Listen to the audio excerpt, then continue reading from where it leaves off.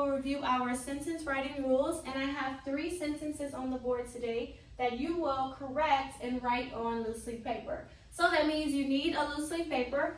I want you to number your loose leaf paper 1, 2, and 3. Skip lines between the numbers.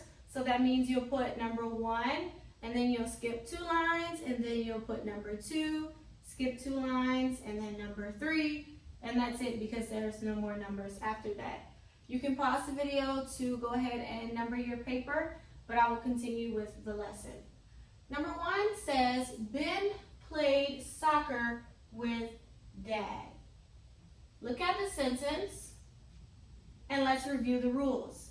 Our first rule said, a sentence has to begin with a capital letter.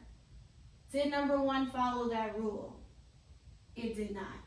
And our second rule says a sentence has to end with a period. Did number 1 follow that rule? It did not. So that means this sentence is incorrect.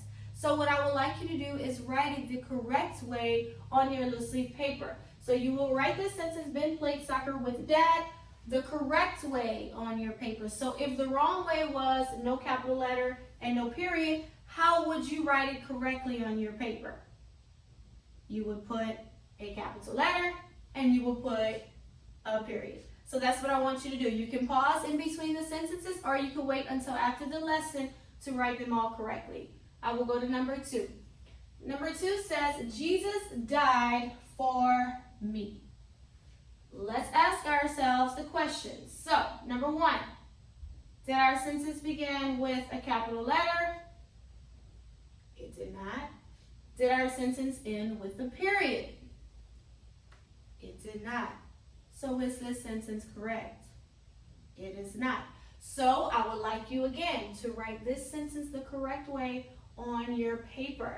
So what does that mean? That means you need to have a capital letter and you need to finish it with a period.